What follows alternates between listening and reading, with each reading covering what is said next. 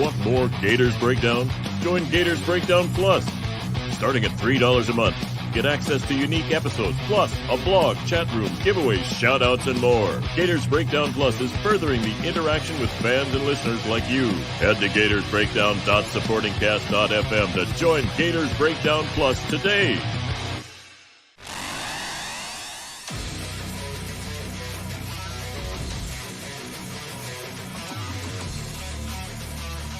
Gators Breakdown, because there's never a dull moment in Gator Nation.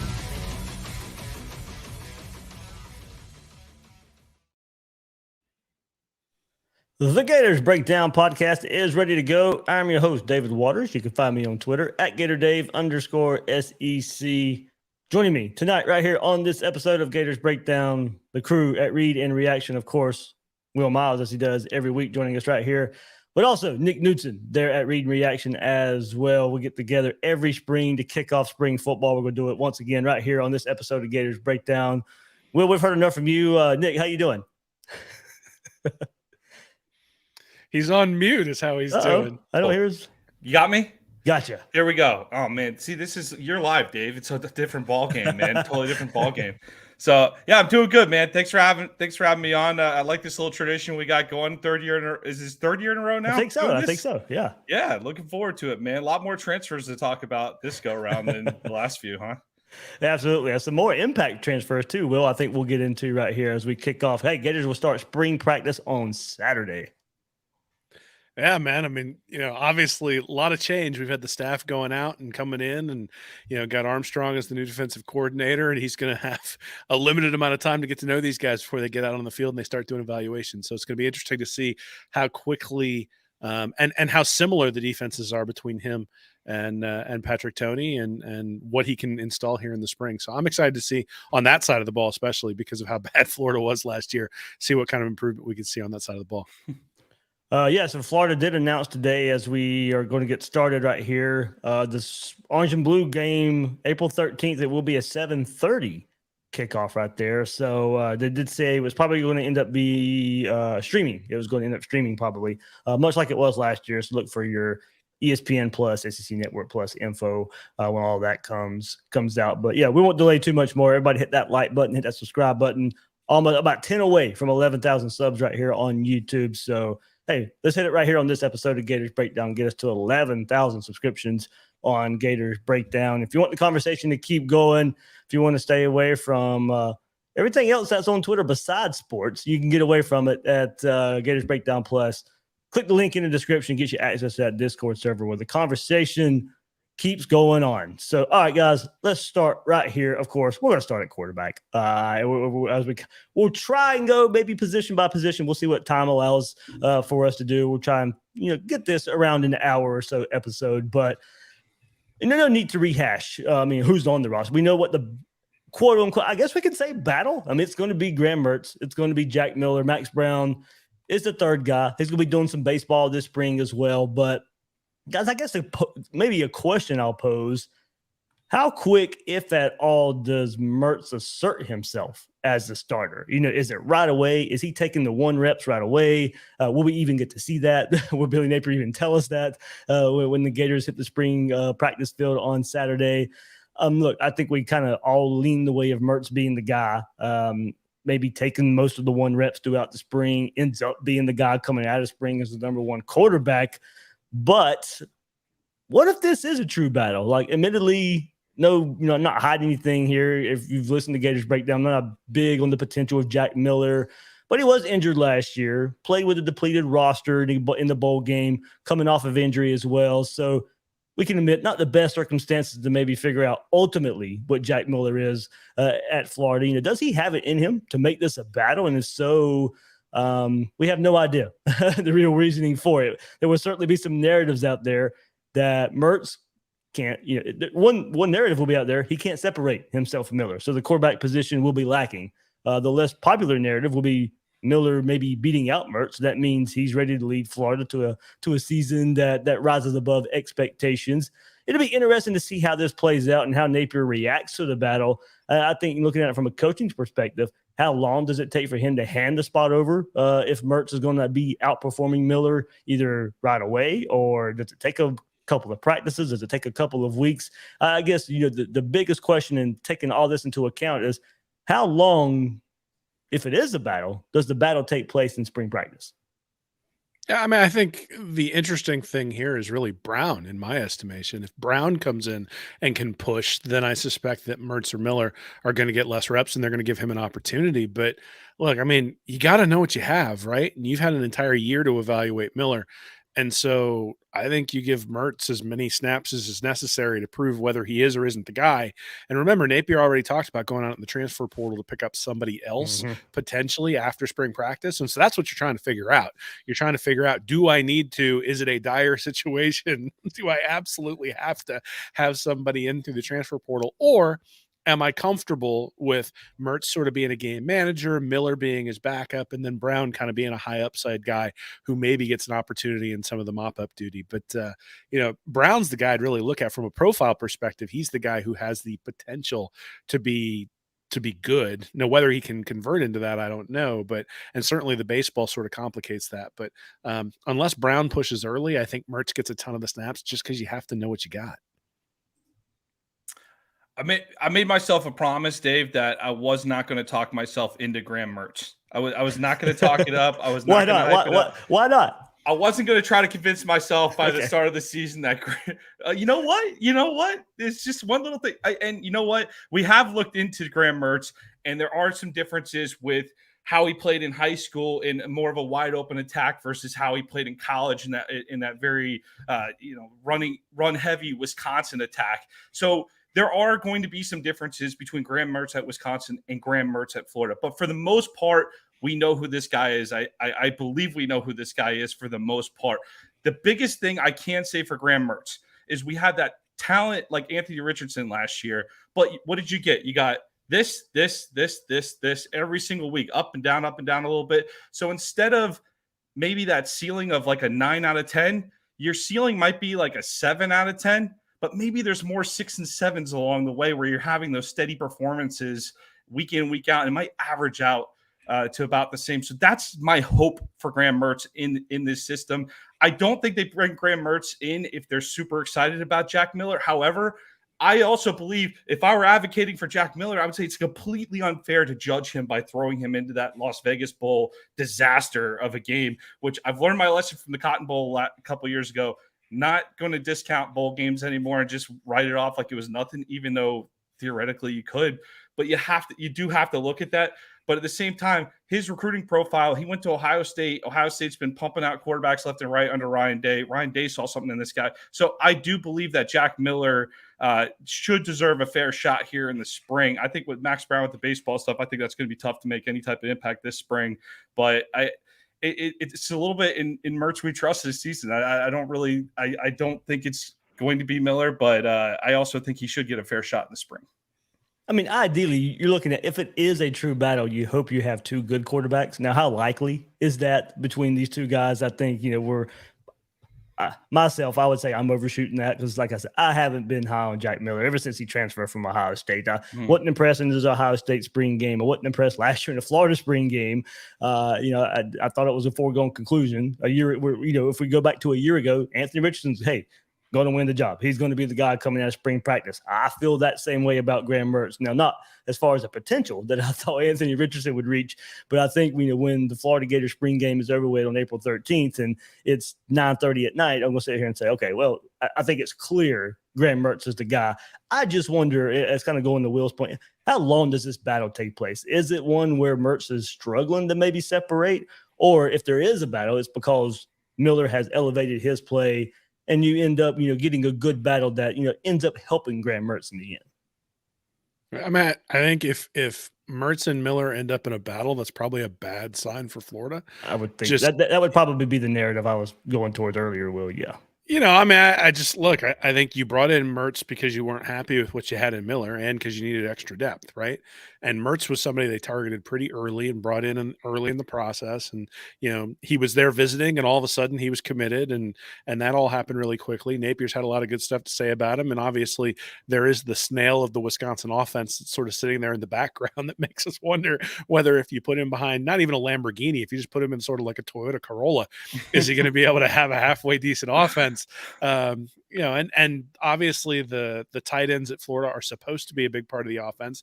Do guys like Dante Zanders and Keon Zipper, are they able to take a step up because now you have a quarterback who can hit sort of the short game stuff, the intermediate throws over the middle, the things that just got airmailed a lot last year. So I think this is a transition year. When you look at the overall roster, it's heavily slanted towards guys who have 3 and 4 years of eligibility left. And so if you're going to sort of just bring in a guy to make things competent for a year or two, then Mertz fits that profile. If you're looking to have someone grow with all those young guys, then Brown fits that profile. I think Miller's sort of in between, which really means that, you give him an opportunity because you have to play the best guy out there, right? If Miller comes out and just lights it up in camp, you can't go, well, we brought in Mertz. We promised him he was going to play, so we're going to sit the guy who's the best. Like, that's not going to work on a team where you're making everybody earn the playing time that they get. And not coming off a 6 and 7 season either. Well, yeah, but at the same time, let's not pretend that you don't have the last year worth of reps that you've seen from Miller in your head as this is going, right? And so the bowl game isn't necessarily the thing that I look at. What I actually look at is the spring game. So if you go back to the spring game last year, it was clear that Anthony Richardson was a better player when you looked at those two. Now, Richardson was not consistent, right? But the problem is in that spring game, Miller wasn't consistent either. You saw some of those things carry over to the Oregon State game, which is the reason why I think people sort of sit there and say, well, maybe not. We'd like to see what Graham Mertz has. And then to your point, David, you're getting to a point where you're trying to sell hope. You're trying to sell your program. You're trying to sell your offense.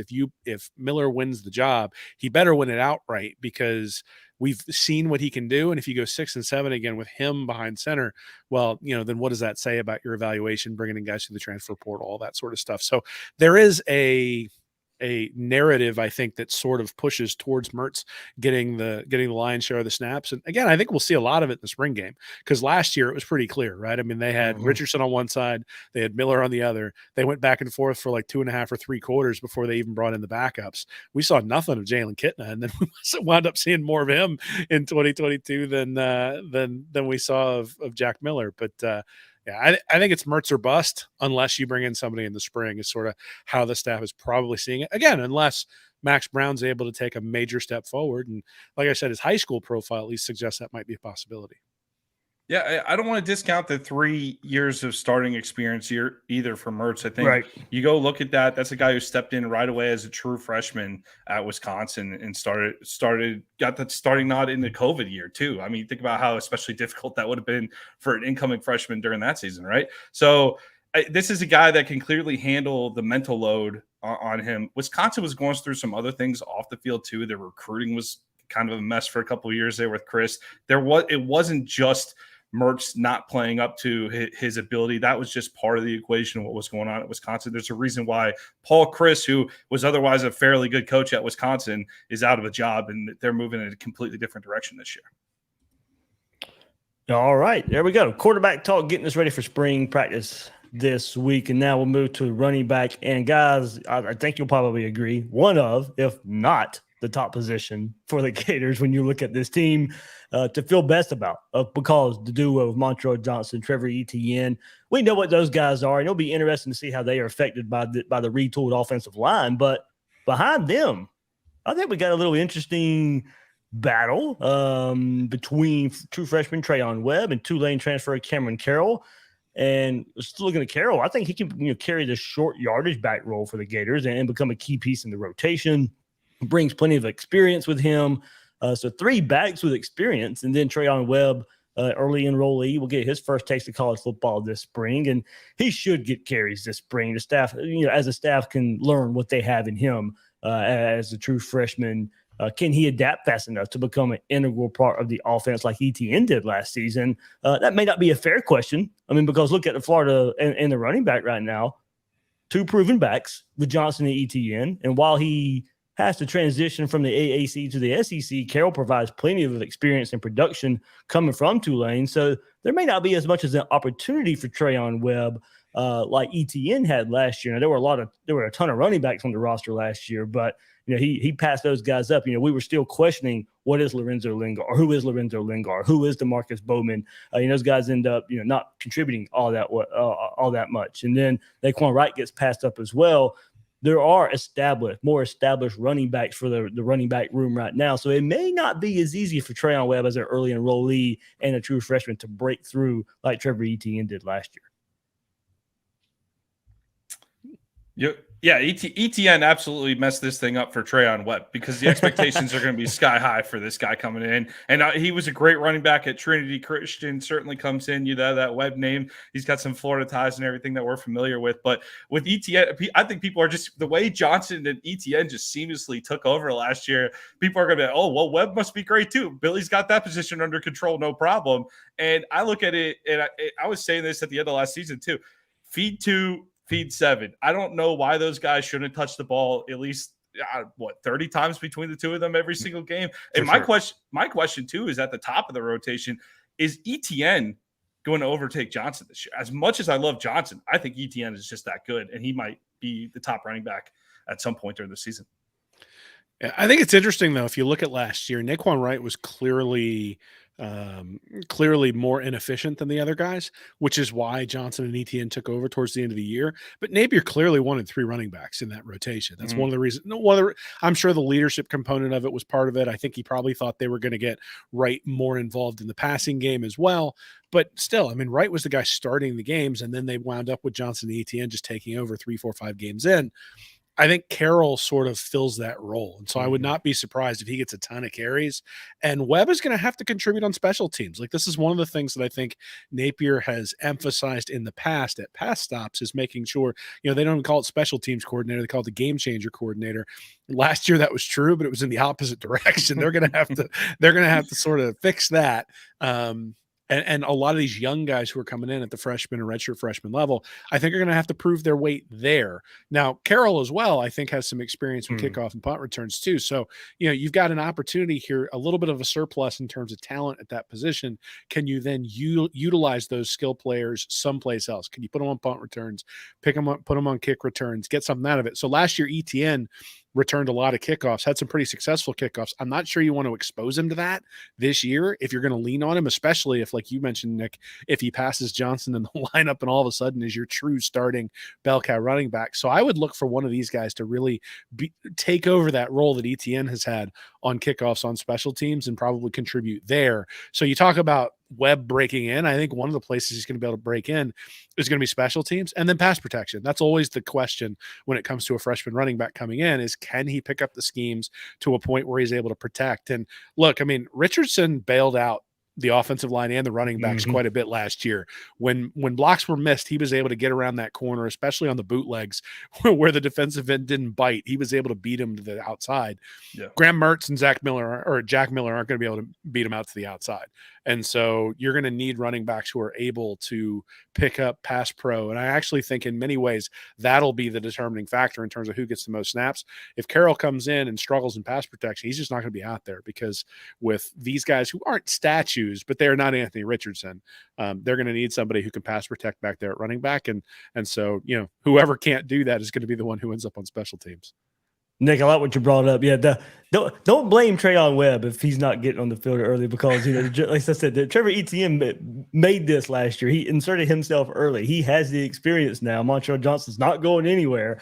And then, like I said, bringing Carroll in. There are truly 3 backs in front of him. He'd have to be a really, really special player to come in right away and I think start garnering carries. But hey, he should be getting plenty this spring. As I said, I think you want to figure out what you have in him and how quickly he can acclimate himself to this, because injuries happen as well. We saw it last year with Florida in the running back spot. So definitely want to get Trayon Webb as many reps as he can this spring. And like I said, we know what Johnson is. We know what ETN is. Time to learn what these other transfer running back and a true freshman running back coming in. Spring practice will be huge for the other running backs, because we know what Florida has in the other 2. So offensive line next, kind of going along hand in hand with those running backs, and how much will it affect those running backs? I mean, this is going to be a retooled offensive line. Osiris Torrance going to the NFL, Garage as well. Then the two surprise transfers who would be starting this spring, and Ethan White and Michael Tarquin both transferring to USC. So we'll get our first look at this retooled offensive line in the coming days. Kingsley Aguakin returned at center, Austin Barber as well, likely at left tackle. Now we'll get to see new transfers. Micah Mazuka, Damian George, Keonta Goodwin insert themselves as well this spring. Mazuka looks to be anchoring that left guard spot. In the spring will be mostly used to figure out the right side of this offensive line first and foremost. George played a lot of tackle for Alabama, but could factor into right tackle, right guard in Gainesville. But if guard, he'd be in a battle with probably Richard Leonard, who saw time towards the end of last season and played well. Throw in Jalen Farmer as well into that mix. As a young player that the staff really likes along the offensive line. I think you have some quality options there at right guard. And then right tackle, I think, you throw George's name back in. He may get that first crack there. But you also brought in another high-profile transfer from Kentucky, Keonta Goodwin. So George couldn't keep the job at Bama. Goodwin may need more body transformation before he's ready to compete and have some significant playing time along the offensive line. How quickly can he, acclimate his body may factor into ultimately how much time he gets this fall. But we need to see what he can do this spring. Go learn in this offense. Go play in this offense. So when you go take that body transformation this summer, you're ready for fall camp mentally and physically. So that's where I'm really looking at Goodwin's progress mentally in this offense. I don't think he'll be ready physically just yet, just getting there in Gainesville. He even admitted himself, one reason he chose the Gators was to get his body in shape. He was really impressed with what they did with Desmond Watson along the defensive line. He wants to do the same thing along the offensive line. So I'm eager to see, how those transfers fit in and how they fit there on the right side of that offensive line. Yeah, I think Goodwin is the key. I mean, you have Cam Waits, who I think we all expected probably to shift out to a tackle position who ruptures his Achilles, so he's out for the year. And Goodwin, then, if he can come in and lock down one of those tackle spots, it allows you to do so much, right? If you can bring George and Mazuka into the guards along with Aguakin, well, now you've got three guys in the center of your offensive line who all have significant experience. George at Alabama, Mazuka really was the second best guard in the country behind Osiris Torrance. And then Aguakin has been a solid center now for 2 or 3 years. And so you got a lot of experience for guys who, quite honestly, Aguakin was the captain essentially of an offensive line that's been great in the running game the last couple of years. Mazuka is going to come in, plug and play. George, if he's on the inside, but that only works if you've got Austin Barber and Goodwin on the outside. And that's really where the Waits injury hurts, is that Waits was sort of that sixth guy last year who came in when Osiris Torrance didn't play in the bowl game, comes in at guard, struggled a little bit, but still he was that sixth guy that really, maybe even the seventh guy behind Barber, because Barber came in for Tarquin. When Napier talked in the fall about being comfortable 7, 8, 9 guys on the offensive line, Waits was a big part of that. You get all the departures on the offensive line, and now you're kind of down to 5, right? You're sitting there trying to figure out who are those 5. And so if Goodwin can step up and be a significant starter this year, well, then that places you in a position where you're at least at 6. And you'd really like to get to 7 or 8, but if you can get to 6 where you can sustain an injury and still be okay, I think that's where you want to be. So I sort of look at this and say, I'm okay with George. I'm okay with Mazuka in terms of what they're going to bring. The question is, if George is out at tackle, well, you've now got a bunch of young guys competing for another guard spot, and we just don't know anything about those guys. And continuity is important on the offensive line. Florida's certainly given that up. And so talent I think you need talent at that position then to make up for it. And Goodwin is sort of the most talented out of anybody at this point. Hey, Nick, before you jump in, it may be a little bit of recency bias with those transfers there, but I brought their names up and not to gloss over them, but Richard Leonard, Jalen Farmer, I expect those guys to be heavy in the rotation this spring and fighting for starting roles. I think there will be several names that you're going to see bounce around here. I mean, there's a lot of good pieces for development here. That's what I like about what they build. It's, Will reference it. Will, do you do it about it every other episode at least? We have to get a Bill Sykes reference in, right? Bill Sykes, the offensive line article he wrote, which was awesome, by the way. Love the article. But, the numbers are getting there with this offensive line, what Sykes was talking about last year in that article on Read and Reaction, if you haven't checked it out. But I like I like what they did in the transfer portal for sure. I'm a big fan. I like the Mazuka tape when I was watching Mazuka. That guy looks like he's going to come in and plug and play right away. You heard a lot of good things about Kearney out at Orange Park. Really liked what I saw out of Austin Barber last year. So what I like about this group, I think there's a big enough group that there is going to be a steady presence here with a good running game like we saw last year. I don't think there's going to be a big drop off in the running game. Do I know the exact 5 pieces or what order we're going to? No, I have no idea. A lot to develop here, a lot to break down here. You're certainly right about Richie Leonard, by the way. Leonard comes in, a lot of experience now after a few years in the system here. But this is what Billy Napier wants to do. He wants to run the ball. He wants it. This offensive line's huge too. Like these guys he's brought in, he's absolutely, the size is incredible that he's brought in. And I expect this to be a very strong unit. Might not have the superstar power that we had like with Osiris Torrance last year, but I think across the board, I think it's going to be a pretty steady unit again this year for the 2023 Gators. Feel good about it. Yeah, I think between the transfers and Farmer and Leonard there, I mean, Will brought that number up. I mean, they're 8 guys probably right there. I think the staff probably feels comfortable with going into spring practice starting this weekend. So good thing for the Gators. And Nick, like you said, the numbers are there. I think there is some depth there, and I'm not so sure the ceiling will be as high with this offensive line, but I don't expect a major step back either as far as running the ball goes. Especially with those running backs, I think helping those guys out just a bit as well. I don't see. And that's not to take anything away from Osiris Torrance. That's why I say I'm not sure. So I see the ceiling is high, but maybe a little more consistency all across the board for this offensive line going into Billy Napier's second year. So, all right, well, this one's a little more important now with Kerry Colbert going to the NFL, but now we'll transition to wide receiver. Kerry Colbert gone, Justin Shorter also out, one of the better receivers for the Gators last year. But also now coming back, Ricky Pearsall, Xavier Henderson, returning to a group where, hey, look, we talked about depth along the offensive line. This might be the place where the depth really, really needs to show up. This spring is so important for these wide receivers and this group to come together.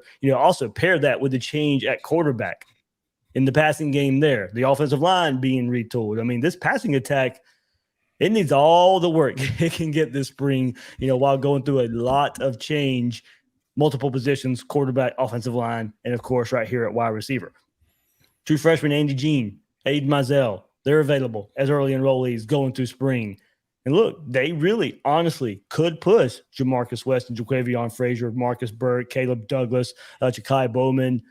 None of those guys should feel great about securing a job when spring practice opens up this weekend. They'll get the first reps because of the experience, but they should not feel safe about their job, behind Pearsall, behind Henderson. I know some people are even out there will question Henderson, but he's going to be one of the starting 3 receivers for the Gators when spring practice starts, and I expect him to keep that as well. But Florida's going to have to find their third wide receiver they can count on behind Pearsall and Henderson this spring. And even if they do, how far does that third guy separate themselves from all the names I just listed? Is it going to be just somebody who barely separates and Florida's continuing to go through the season to find their third guy? I have to think a few guys elevate their game this spring and build a nice rotation for Florida. But identifying the likely contributors, if we're only a few days from spring practice, it's tough to identify who are you putting when you're naming the top 3 receivers behind Pearsall, behind Xavier Henderson. Is it bad that I want to name all 3 incoming freshmen? I love this group that's coming in. I think that's the part that's the biggest detractor with Colbert leaving that I'm bummed out about the most, is because clearly these guys, they wanted to come play for Colbert too. So that's a bummer to see them go. But Mizell, Gene, Wilson, I am equally excited about all 3 of these guys. 3 receivers in the class, but I think they hit it out of the park with each of them. Their tape is fantastic. Speedsters, guys who are athletic, who can make plays. And, couple that with Ricky Pearsall coming back. We really needed him for another, a holdover year here. And Henderson's just solid. I like Henderson's game. I'm not always sure, you guys can correct me if you disagree on this, but I'm not always sure I love the way they use Henderson. Right. I think they use Henderson like he's they almost use Henderson the way they should use Pearsall a little bit. Correct. In some ways, where it's like, hey, like let's shoot the screen pass out to Pearsall and let him make a few moves. Henderson he should be the guy that you're streaking down the middle on a deep pass or something, or going down a sideline. I'd like to see him more used in the deeper passing game this year. But I love those three incoming freshman receivers. I think one of those guys are definitely. You talk about your Trevor Etienne for the offense this year, that your standout freshman. Probably going to come from one of those three names. It wouldn't surprise me. Liked what we saw from Douglas toward the end of the season last year as well. I thought he came on a bit. I was disappointed to see Reynolds go out the door. He ended up at Pittsburgh. And Bowman, good. We didn't see a ton out of him one way or another to say, but I think that he could be a steady contributor type of guy at some point. I don't know if he's ever going to be the type of guy that's going to excel completely. Burke, Weston, and Frazier's kind of putting him in the same category at this point. Let's see something. So I'm not going to get hyped up about either one of those three until I see something. So I actually separate Frazier's from that group. He was clearly the fourth guy in last year. Shorter got injured. He comes in. He had a really nice game against Texas A&M. 4 catches for 50 yards. Made a really nice play on a fade, and then got injured on that fade. And that was pretty much it for him for the end of the year, through the end of the year until Oregon State, where he had 1 catch. But I think when you think about where he was last year, clearly you had Pearsall, Shorter, and then Henderson out there, and then Frazier's was the next guy up. And so I think that's very different than Marcus Burke. I think that's even different than Caleb Douglas, certainly different than Chicago Bowman. Those guys were sort of the next wave as Henderson went down and as Pearsall at some points went down as well. Those were the guys they brought in as the replacements in those situations. But Frazier's was the first one up. I think he's probably the one you look at and say, if I'm looking for a guy who's not one of those freshmen to take a step up, that's where I would look. I think Douglas showed some flashes, but again, Burke showed flashes a couple years ago as well. I think really one of the things that we're looking for this year is just consistency. That's the thing that made Ricky Pearsall so good last year, is he was always open and always consistent in terms of what he was doing, the route running, all that sort of stuff. And it's interesting that you say, hey, Nick, you say run Pearsall on the end arounds and things like that. Well, you don't have him streaking down the field open if you have him running on the end arounds or the little screen passes or things like that. I think in many ways, this is the limitation that Florida has, is that when you only have one real playmaker out at wide receiver, you have to use somebody as a decoy to get the other guy open. And that was one of the problems that they had. Now, they did start running the end around with Pearsall towards the end of the year, and that was way more effective. So I do expect him to see that. And actually, one of the things I'll be writing about pretty soon is if Billy Napier watched the Super Bowl at all, he just got to wrinkle all the red zone touchdowns that the Chiefs scored against the Eagles were things where essentially that guy who streaks behind the quarterback, but all of a sudden Kadarius Toney puts his foot in the ground, goes the other way, and you got a guy wide open in the red zone. I expect some teams to really start to mimic what they saw in that game, because that's something very specific that I think a lot of these teams that run the jet sweeps and those sorts of things are going to be able to do. So when I look at the new guys coming in, Eugene Wilson's the slot guy. He's the guy that I look at and say, if I was going to say who could be the next Kadarius Toney, and that's an unfair comparison, but if I said who could be that guy, who could be the shifty guy who puts his foot in the ground and runs some of those sorts of things that Florida just didn't have last year, it'd be Wilson. But I still think, unfortunately, he's not taking part in spring. He's not an early enrollee, so that may be true, but they'll find it eventually. Yes, I agree. If he's able to do it, get him in there, man. There's no pass pro when you're a wide receiver. Put him out there and let him run routes. Yeah, I'm excited. Andy Jean seems to be turning heads, through early workouts and the words coming out of there, and his route running not disappointing whatsoever. Known for that, and maybe even faster than some people think so as well. And I know many thought he was criminally underrated anyway as a recruit, but it may be coming to fruition that he was criminally underrated. Dave, was it that junior season that he played IMG? For Gene, that tape was awesome. I believe it was from his junior years. He just crushed. He crushed it against IMG. He had a great game against. Against IMG. I was like, not for IMG, but yeah. Where he just put against, up, right, yes. It's from Miami, yeah. Well, now we just have to wonder, and I'm sure we'll get to it relatively quickly, but we just have to wonder when these guys show out in the spring game, is it because the wide receivers are really good, or is it because of something else? Yep.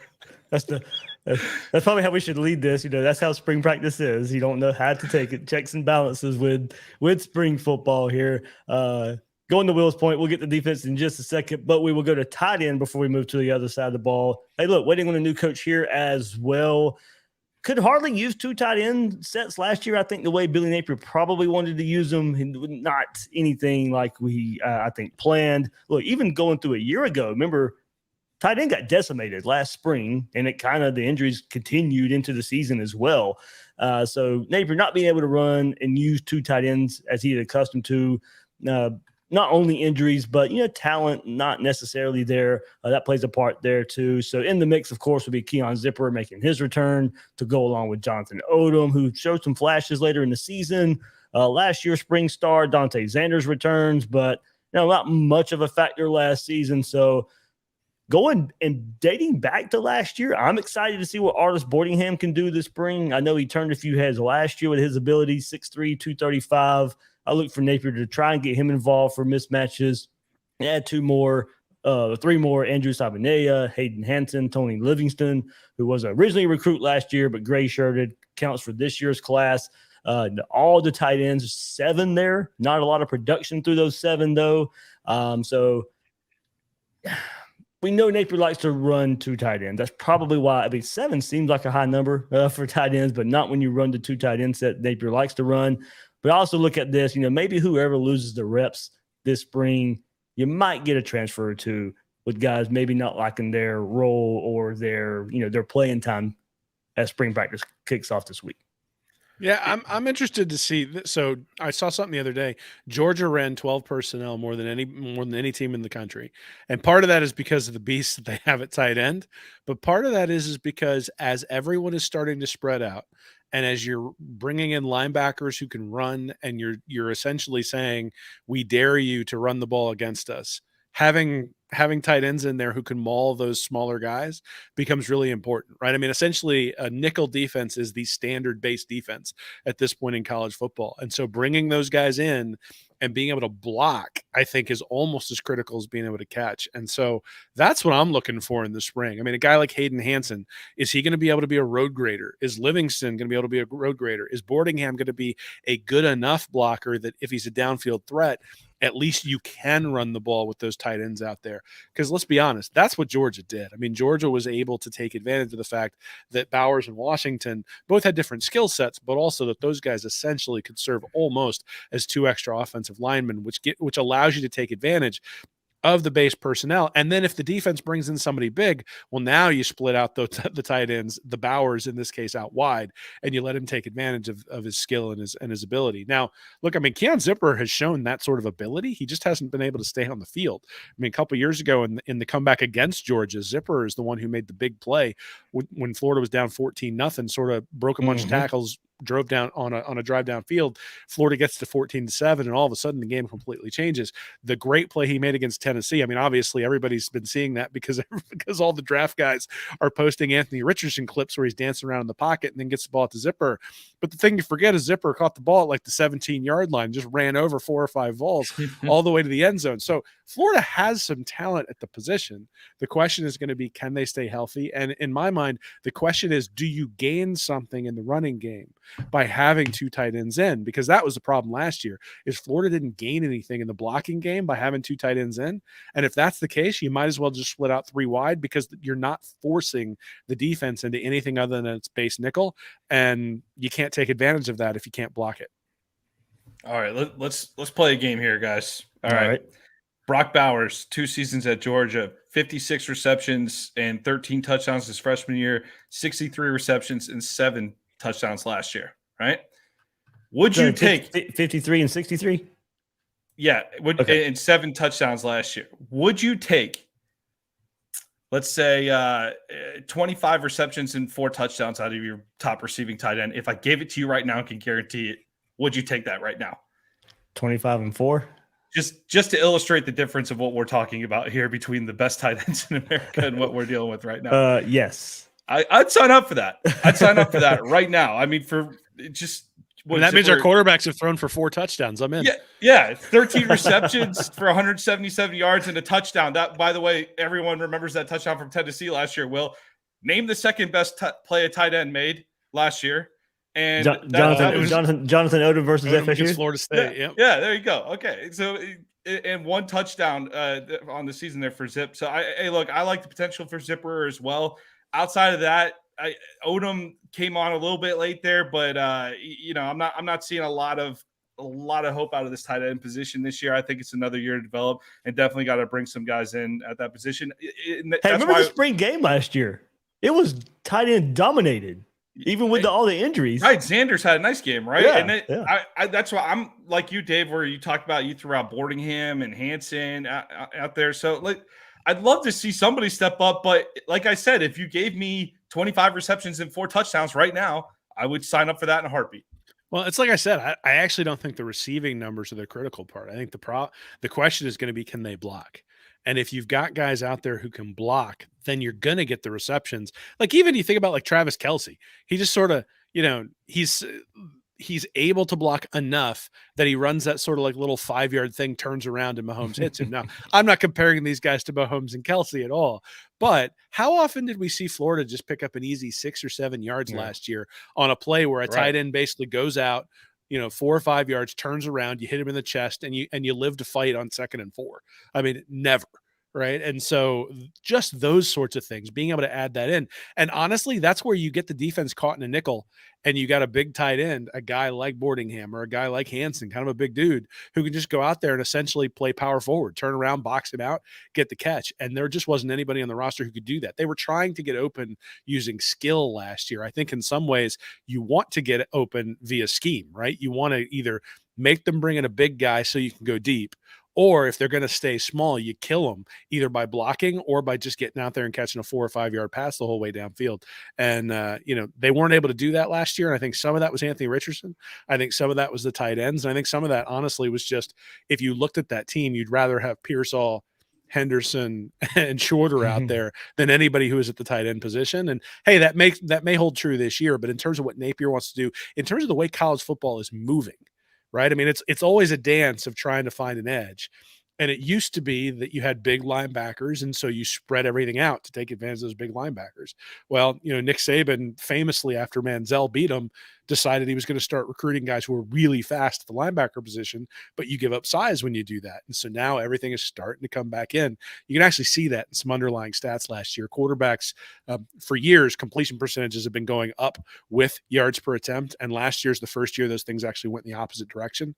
And so I suspect that that's a big part of like things starting to constrict a little bit and offense is changing. So, there was some question, I think, early on last year about whether Napier's sort of offense with the 2 tight ends was the right way to go. I'm actually becoming more and more convinced that is the way college football is headed, just sort of in response to all the spread offenses that have been proliferating throughout college football. Interesting. Yeah, it'll be interesting to keep an eye on this year. And hopefully, as we know, Napier, history says, likes to use those 2 tight ends. Maybe we see it this spring in Gainesville, and it translates to this fall. So, all right, everybody, as we switch to defense, hit that like button, subscribe to Gators Breakdown if you haven't done so yet, and let's start up front on the defensive line. And guys, I'm probably going to go ahead and do it. Cam Jackson going to be the need to have the biggest impact label for me right now. Needs to take over for Jervon Dexter. Hopefully won't have to play as many snaps as Jervon Dexter. Can play nose if needed, but I'm looking forward to him and Big Dez on the line together mostly. Jackson, Dez, Uman-Mielen should be the defensive line starters you see the most. But, this spring, we need to see Chris McClellan. I would like what I saw from him last year, take another step to be on the field some more and play a lot by splitting time with Watson. But also in that role, Kalen Bates, the transfer from Louisville. I would have loved to see Dexter with this group, potentially with all the depth. I think there's some depth in this group now, more so, preparing for this episode, I was just like, they're looking at the names and looking at maybe some potential depth here. I cautiously, optimistically feel better about the depth now up front on the defensive line. I'm not saying it's going to be excellent. They're not going to take this huge, big step and become this dominant force, but I think maybe a serviceable group here with the transfers and the development of some of the younger guys on the roster right now. So, I hope the spring goes a long way in making this a serviceable unit. Also, Tyreek Sapp, Justice Boone, guys that are back as well. There's some names. There's some name recognition, some names that we know right here along this defensive front. And I think they have some more depth to be able to rotate a bit more, not be so exhausted and have to stay on the field so much, stay healthy as well. But Kelby Collins, also true freshman, early enrollee, also from everything I'm hearing, coming on fast as a high-profile recruit behind the scenes. We'll see if that translates to on the field this spring as well. So not trying to get too far ahead of myself with this group, but I expect more. Going through these names and going through the young guys and potential pairings, and I think who can play together up front along this defensive line, I'm a little more optimistic about this group. The incoming freshman class, this is another position that they absolutely knocked out of the park. I'm so high on Collins. I'm very much looking forward to seeing him get an opportunity early. I think he will. I think he's definitely a guy that can make an impact on the defensive side of the ball early in his career. I think this year, though, if you want to talk about guys who were there in the past, obviously Jackson coming in from Memphis too, just the way that guy, the size and the speed together is it doesn't make sense to the eye when you look at it. He's absolutely an NFL talent. Jackson will definitely play in the league one day at some point. McClellan, though, is absolutely, I think, the guy who you really want to circle and say, that guy, if he comes on and develops, it takes another step this year, I think he is going to be a key piece there. Him and Sapp, if those two guys can come in, I know Sapp hasn't had a huge impact yet, but he got in. He was a steady player throughout last season.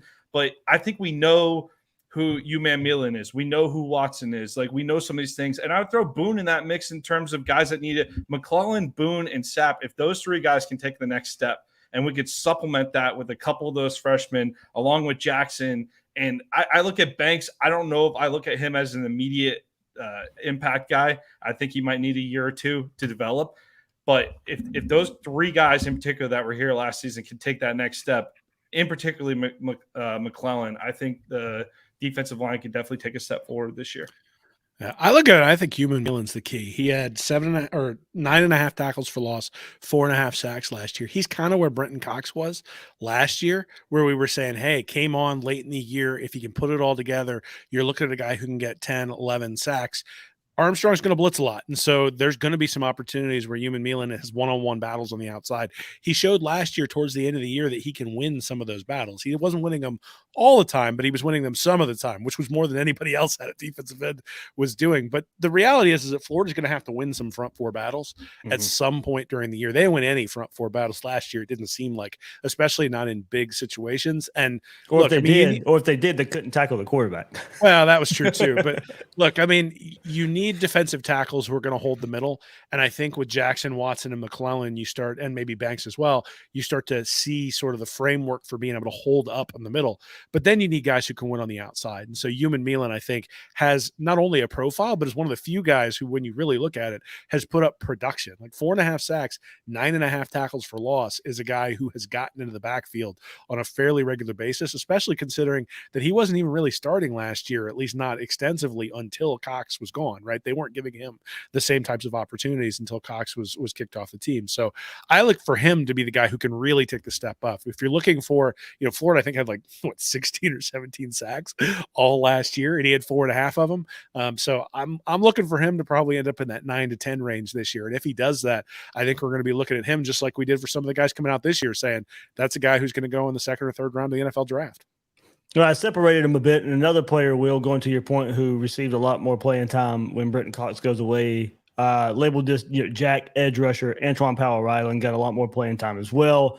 Comes back and leads that group of the edge rushers here. But behind him, oh my, Jack Pyburn, getting into the rotation as a second-year player. Hope he can break through. True freshman TJ Searcy has impressed in the early workout, so hopefully that translates to once these guys hit the field as well. But these guys behind Powell-Ryland are going to get every opportunity to prove that they can be a depth piece and in the rotation with Powell-Ryland and U-Man Millen. We'll see how Armstrong kind of uses the defensive ends and the edge and the outside linebacker. All those kind of be intertwined here and there, but those guys will get every opportunity because there's just not a lot of experience depth in front of them, besides Antoine Powell-Ryland. But a couple other things I think we should probably look here for this spring. with the change with Armstrong coming in, could we see players that have played other positions get a shot? You know, could Scooby Williams, if he can't crack through at linebacker, could we see him play in a role that he played more in high school, this edge pass rusher role? So could Scooby Williams maybe have a position change throughout this? Kelby Collins, we'll bring his name up again as well, could be here in certain situations. You know, he told us on the Gator Collective interview a couple weeks ago, you know, he's playing almost everywhere up front right now. So could Kelby Collins, you know, be used in certain situations as more of a jack edge pass rusher type of role? So, you know, either way, it doesn't matter. Heading into this spring, Powell Ryland, that's the only experience Florida has at this edge jack role. Yeah, I mean, I think it's interesting that, I mean, he's going to have to hold up, right? I mean, he's going to be the anchor there. But one thing that you will notice is that Powell Ryland struggled in coverage last year. There were a lot of times where they had the simulated pressures where he was asked to drop into zone coverages. I don't think Armstrong is going to do that all that much. I think he'll have some times where he runs the sim pressures, but for the most part, he's a guy who's sort of it's not bend and don't break. It's the opposite, right? He gives up a bunch of big plays, but he also brings the house a lot. And so in that situation, you're going to be putting guys like Powell Ryland in a situation where they can succeed. Instead of dropping them into coverage, you're going to have a guy who's equipped to come off the edge and potentially win when they come off the edge. I think, you know, look, I mean, Nunnery is somebody who is one of those sort of tweeners between safety and linebacker. And so you mentioned that I would think like a guy like Jaden Robinson, you might be able to get him on the field by situationally taking a guy who maybe is a little bit better in coverage, and then you give the offense something to think about, because you can start wondering, are they going to run a simulated pressure? Like that was a thing when either Human Mealan or Powell Ryland dropped into a zone last year. I looked at that and said, you're kind of doing exactly what the offense wants you to do. Like, I don't want those guys rushing the passer if I'm the offense. I want those guys in coverage in a zone. We'll pick them apart. And so I suspect that that's really going to be the thing, is sort of getting back to the basics and saying, what do my guys do well? And if you've got Powell Ryland in there and you've got Yumi Mealan in there, get them after the quarterback and then free up somebody else to do the different things you want to do. Pyburn, we just haven't seen anything from, and obviously Searcy, we've heard a lot of good things about, but there's not a whole lot of depth there. So to think that somebody might jump into that role, yeah, absolutely, right? It's a pass rushing role. People like rushing the passer. Like you're not gonna make a linebacker angry by putting him on the outside and saying, go get him. So the question will be, can you hold up in the run game? Right. That'll be the question. And that's where maybe Pyburn has an edge as the backup there. He's a big dude. He's going to be able to set the edge. So depending upon what you're trying to do and who you're playing, I think may dictate what happens, right? If you're playing a spread team like Tennessee, you're going to want more speed out there. A guy like Pyburn, it almost reminds me of like in the NFL or in the NBA, where you've got, you know, centers that against some teams you can play. Like Rudy Gobert is a great example for the Timberwolves. Like you can play him against some teams, and then other teams will just run him right off the court. And I think in many ways, Florida doesn't have, you know, we always talk about 3-down linebackers, right? A linebacker who can go out there and do everything, stop the run, excellent commanding the offense, being the quarterback, or commanding the defense, being the quarterback of the defense, and then being able to be in pass coverage as well. I think in many ways, Florida doesn't necessarily have 3-down defensive ends. And so, you know, Human Mealan and Powell Ryland are smaller guys. There may be an opportunity to kick somebody out to defensive end on first down, second down, keep those guys fresh when they come out to rush the passer. Pyburn's the name that I was going to focus on too. I would like to see him develop and take that next step. Maybe this is Jacksonville. I'm a Jacksonville native, so maybe it's the Jacksonville in me, but I look at him playing at Bulls and I look at that profile he had wrestling as well. And I feel like maybe we haven't seen a ton of him, but if you guys talk about him maybe being a little weaker in pass coverage, like we haven't really been great at stopping the run or stopping the pass the last couple of years. It'd be cool to be good at one of them this year. So even if there is some inherent weakness there, it would be cool to be like, just to get to stop even if he's just better at stopping the run. Okay, we got a guy out there that's better at stopping the run, and then you could get situational with it and rotate out. Certainly, I think this is a position that's going to get a lot of rotation to see who can have the type of impact. I think there's plenty. You want to talk about opportunity for guys to step up? Certainly, this is a spot. Yeah, and I like what Powell Ryland did last year as a pass rusher. So hopefully, you know, he can continue to develop his game when he kind of took over for Brenton Cox. I mean, he was in him. I was higher on Brenton Cox throughout his career than most, but I also will admit at the same time there was a difference last year. I thought Cox was playing well, but Powell Ryland did some things as far as rushing the passer that I didn't see from Brenton Cox last year. So hopefully he can continue to develop that role a bit more.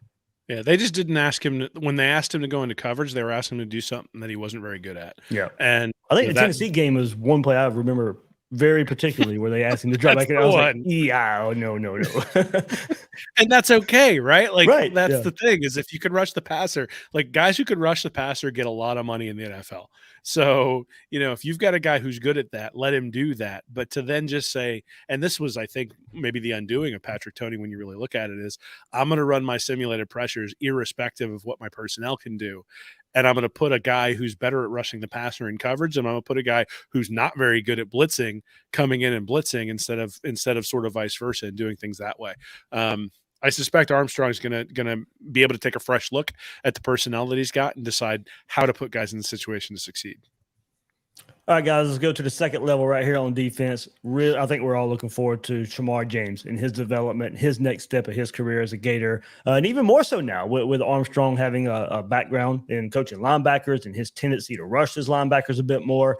I'm really looking forward to, in looking at Shamar, to really break through as a big-time contributor this spring. Yes, he broke through as a freshman last year, but now I'm talking about breaking through as he's, a top defensive player for the Gators, maybe even a top defensive player in the SEC. That's the type of breakthrough I'm looking at for, hey, look, no pressure, Shamar, by the way. Yeah. go with that. So obviously can say, he broke through as a true freshman last year, 44 tackles, 2 sacks, a forced fumble, significant impact. But now, as he's going to get starter reps, break through, and probably as a starter alongside with, I'm going to Roger Mitchell here to transfer from Ohio State, Miller, Bernie gone, Wingo recovering from surgery. Who knows what his status would be this spring at the same time. So Florida needed an experienced linebacker, got one in Mitchell, 1 year left, looking to make, his mark this spring.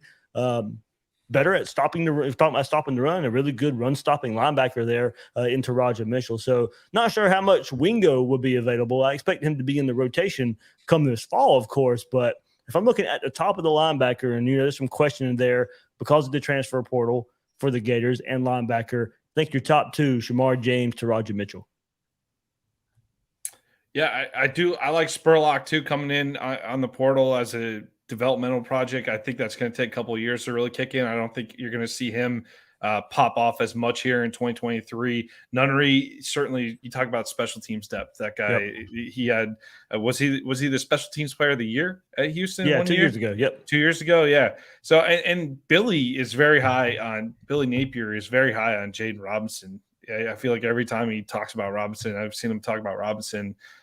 His press conference on signing day, he's just glowing talking about Robinson. I know he likes his game a lot, but certainly you talk about the superstar potential there is James. And like you said, no pressure. If he doesn't develop to that level, if he takes a step back, has a sophomore slump, this is a spot that's very vulnerable. Though a couple injuries to the wrong guys, it could be a tough time at linebacker this year for the Gators. I am very concerned about this group.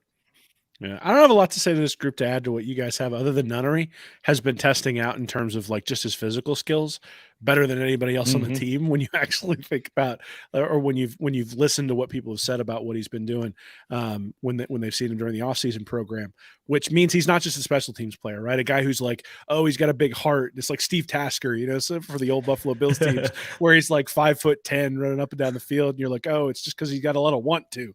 Like, I think that's what you think of when you think of the special teams player of the year.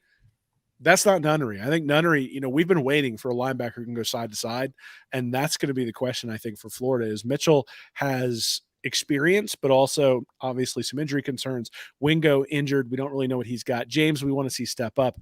But if you got a linebacker who can go side to side and can really excel in coverage.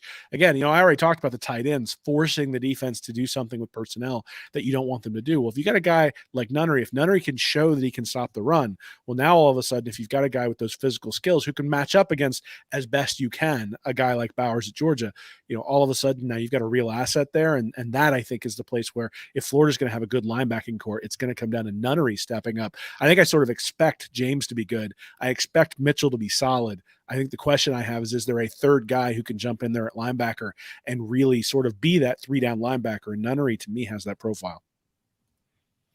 Gators needed to hit the transfer portal at that position. They did. Hopefully those guys are some instant impact right there. But as we said, Jaden Robinson, the only linebacker recruited in the last class for the Gators. Maybe he gets on the field early as well. But now, with those transfers, you don't have to force him in to the mix as early as you would have if you didn't get those guys this spring. Now you're able to just kind of work him in. He gets his feet wet just a bit as spring practice comes up. So, guys, let's move to the secondary.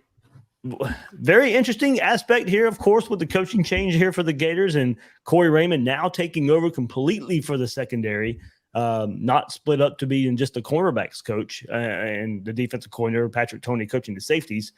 Corey Raymond will be coaching and have control over the complete secondary, helping Armstrong. And guys, we'll talk about storylines a little bit here too. Now Armstrong, I think this helps him some more too. He can come in and know that position is taken care of, making, I think, his transition just a bit easier. If I'm a young defensive coordinator, I have spring practice starting as soon as I step on campus. There's hardly a better way to say, hey, see that guy right there? He's going to be coaching your secondary. So I think if you're a young defensive coordinator, that kind of eases your mind just a little bit when Corey Raymond is going to be coaching your secondary. And, look, now – Armstrong will have his input, but Raymond is a coach you can lean on, especially for this particular situation. Now there's one voice on the back end. It's not split from safety, the cornerbacks. Everybody's on the same page. There's one voice back there now. Hopefully that goes a long way in fixing these defensive back issues we saw last year at Florida. Now, teaching is probably more of a collective unit instead of two voices here with Corey Raymond taking over. But, of course, that leads to some questions in the secondary and who's going to be taking over. I think one a very interesting position battle. Looking at cornerback, Jason Marshall, no question cornerback 1, but I think there is some question for that second spot and that cornerback number 2 spot right here. I think Marshall, you can count on him now with Corey Raymond on the back end. And Armstrong, maybe a little more man coverage, some tighter zone coverage. I think that should help somebody like Jason Marshall. But I'm really looking forward to who's opposite of him. Who is opposite Jason Marshall? And I think one of the more intriguing battles this fall camp, for me personally, Devin Moore and Jaden Hill. Moore coming back from injury after he earned a lot of praise last year. He earned a lot of praise last year, played in that Utah game, made a big play late in that game. He gets injured a few games later, but that's about the time Jaden Hill returns from his injury, and he has a big game versus Missouri. I think Hill gets that first crack given playing last year, given his experience as well. But I can see a true battle coming up for this second quarterback spot with Devin Moore, as long as he can bounce back health-wise from that shoulder injury. I mean, look, I think cornerback's one of the easier positions to jump in and contribute right away, especially if you're an outside cornerback. And Nick, you could probably speak to this better than I can, but you sent me film that you put on Twitter of Jakeem Jackson, and that guy just pops off the film. And so, you start thinking about, like, if we've got battles and we've got open positions, that's a guy that Napier targeted from the start, rocketed up the boards towards the end once he started going to camps and getting more eyeballs on him. Was awesome during the season when you actually saw him play both wide receiver and quarter and was popping there.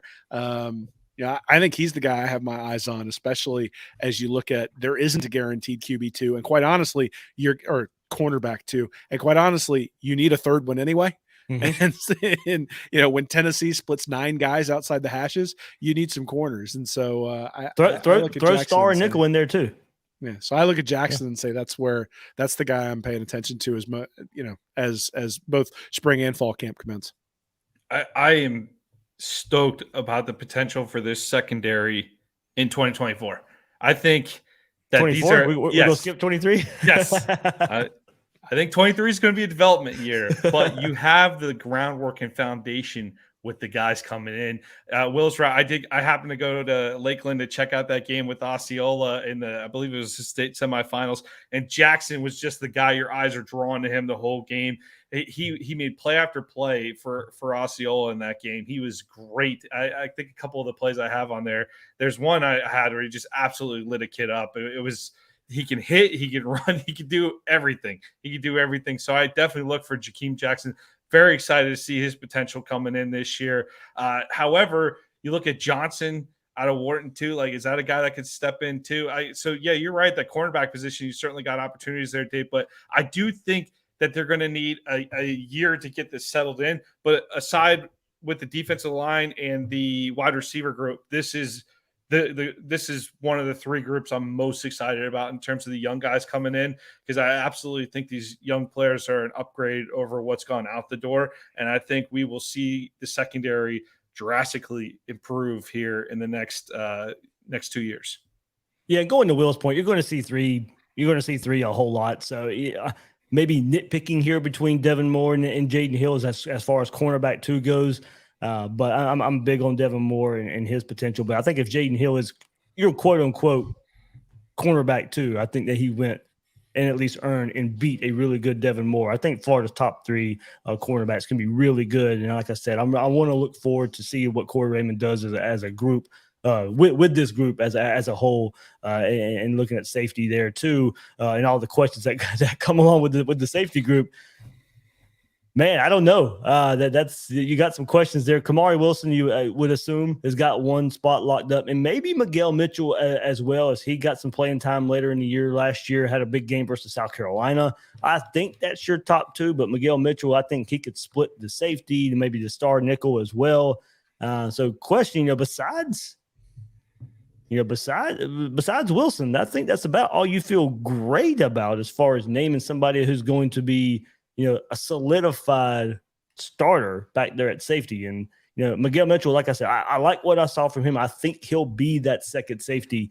But, you might be counting on some true freshmen coming in. Trey Dean gone, Rashad Torrance gone. Does that open up the door for, an Aaron Gates, Bryce Thornton, or Jordan Castell to come in and maybe get some early playing time? I would think, just because we're having this question of who can play that maybe second safety role. And I think a true freshman could at least, get in that 2 deep there.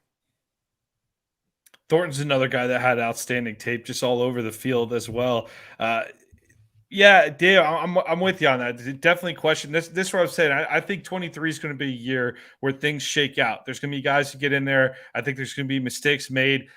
A young secondary. I think you're going to see some blown coverages here and there. I definitely anticipate, though, by the end of the year, you're going to start to see that group kind of form. But I'll tell you what, and this is no disrespect to the guys that were here, but Dean and Torrance, for 2 guys that are going to get drafted, certainly were a part of the problem on defense in the last couple of years, right? So I think they're outstanding talents individually, but you talk about some sloppy tackling or missed coverages here or there. Safety's not been a solid spot for us, and this is a part of the defense. If we could shore it up, it could change a lot. Well, I just look at it, and I think early on, especially, you're looking at Kamari Wilson and Miguel Mitchell at the safety position. I think so. Maybe some of those young guys push for playing time after Utah, but the reality is going into Utah, those are the guys who are going to start. I'm not quite sure who comes in if there's an injury, especially early on. And I think that's what you're trying to figure out, right? And I think Mitchell and Wilson are probably the incumbent starters. And then the question is, who else is going to step into those roles? And look, I mean, we just talked about all of the depth that there is at cornerback. Is it possible that you sort of have some hybrid type things there as well, right? Like a guy like Jalen Kimber is maybe an outside guy. Does that allow them to take a guy like Jadarius Perkins and play him not just in a star or a nickel role, but actually put him back in a position where maybe he plays some safety? I mean, Perkins is a pretty big dude, and he's not, I wouldn't say he has elite coverage skills or elite speed. But if you take a guy who doesn't have elite coverage skills and put him at safety, well, now all of a sudden those coverage skills are pretty good for that position. And so I am really curious to see what happens. Like you said, Dave, Corey Raymond treating this like a unit where you're trying to figure out the best 4 or 5 guys to be out there in your base defense or your nickel defense, as opposed to going, well, these guys are corners and these guys are safeties. It's like, well, no, who's the best 5 guys for the offense that we're playing against? And so if you're playing against a 2 tight end defense, well, hey, your safeties are going to be more physical guys who can, or a 2 tight end offense, you're going to have safeties who are more physical guys who can come up and play in the box. But if you're playing against a spread where the team is more more flash and more glitz, well, okay, now we're going to have faster guys out there in space. I think there's probably some pieces you're going to see move around, and that's maybe the thing that we should look for, particularly in the spring game, is are there some guys at the safety position, especially if they've got 2 teams, right? You're going to have 4 safeties.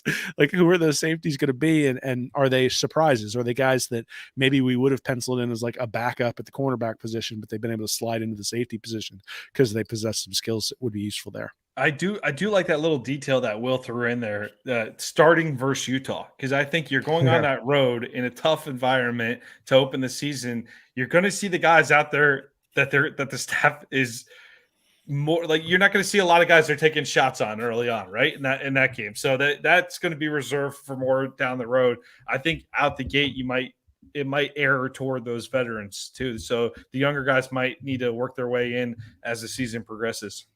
Yeah, that's where I think Wilson and Mitchell all kind of fit that too. I still question their maybe coverage skills more so than I do their run stopping skills. I do think they're probably better closer to the line of scrimmage in the box. Maybe they're too similar in that regard, and that kind of opens up the door for somebody else to get in there as well.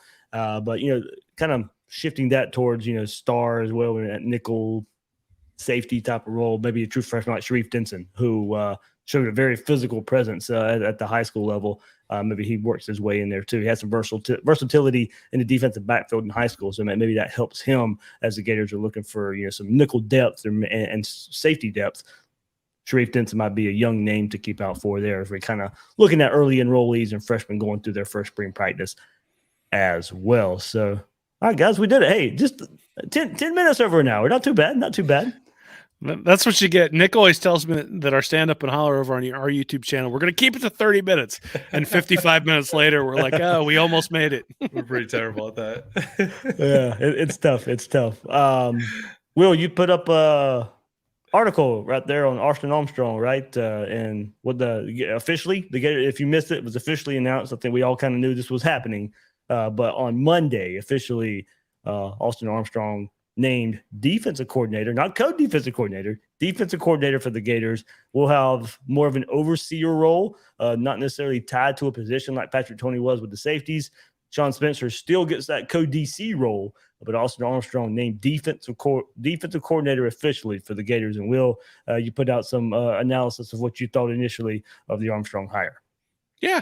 I mean, I think, look, there's an opportunity there for him to be good, but I think his statistical record at Southern Miss has some holes in it. And, we'll see whether he's able to fill those coming to Gainesville. He's only 29, so certainly an awful lot of time to learn still. But the question is, I think in many ways, is Gainesville a place you come to learn? Especially when you're coming into the second year of a tenure that didn't start out all that great in the first year, especially on the defensive side of the ball. I think there's going to be improvement regardless because there's going to be regression in the mean.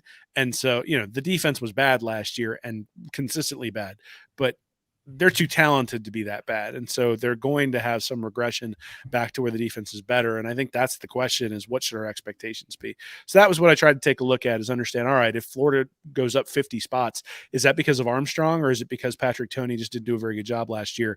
And we should expect that anyway. And what does it really mean for Armstrong to have a real impact on the team? Now, look, I think the other thing is and the other thing is, and this is something I didn't touch on in the article, is we're going to have to see what he does on the recruiting front, right? I mean, there's no secret that that's a place where Florida's going to have to improve.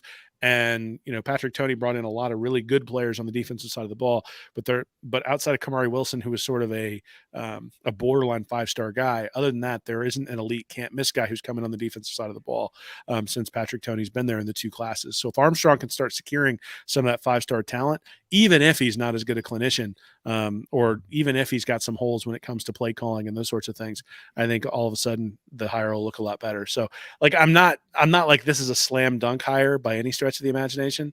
In fact, there are probably choices I would have made over Armstrong, but I hope I'm wrong, and we'll see. And certainly I think people might be interested in going over and seeing what the statistical look is for Armstrong in his 2 years over there at Southern Miss. Dave, how old was Billy Napier when he got his first crack at an offensive coordinator position? There at Clemson? Ooh, yeah. I got it close to late 20s, right? Yeah, he was close to the same age. How'd that go? Not afraid to hire the young guy. He did set some records for 1 year. I'll give you that. And then he almost got Dabo fired. Not afraid to pull the trigger when you see some talent, though. That's the way I look at that, and certainly not a huge resume to go off of. A lot to prove there for Armstrong, but I think Will absolutely has some valid concerns there. Yeah, very, very highly. The more I asked about it, too, very, very highly thought of in the Napier, Saban, Kirby coaching circle that's kind of going on right now, and It was interesting. I think Graham Hall did a good job on Swamp 24/7. And Napier said, yeah, in 2019, he was like, I called Kirby up. He's like, hey, come let this guy learn under you for a year. So we'll see, talent profile raises at Florida, expectations and pressure rise at Florida as well at the same time. So that's part of the deal is handing that the expectations of us podcasters and the fan base and the media out there too that go along with that. So yeah, looking forward to it. And as Will said, I was thinking there was going to be because of what we talked about, the transfers and just a second year development. Thought there's going to be some improvement on the defense anyway. Now is the improvement magnified now because of Armstrong? Is it just kind of maybe held in check because of this? It's something I'm kind of eager to see as well. So, all right, guys, we did it. Went right through every position right here, getting the basically spring football primer here for the Gators Breakdown audience. Guys, can't thank you enough for going through in an hour and 15 here. Yeah, man, it's lion season now. We get all of the lies coming out of spring practice. I'm excited though. I mean, it doesn't feel like it's been that long since the bowl game, but it also feels like it's been a really long time since the bowl game. So I'm excited to get this going. And it's only been a couple of weeks since the NFL ended, but the XFL isn't scratching that itch. We need spring practice to start.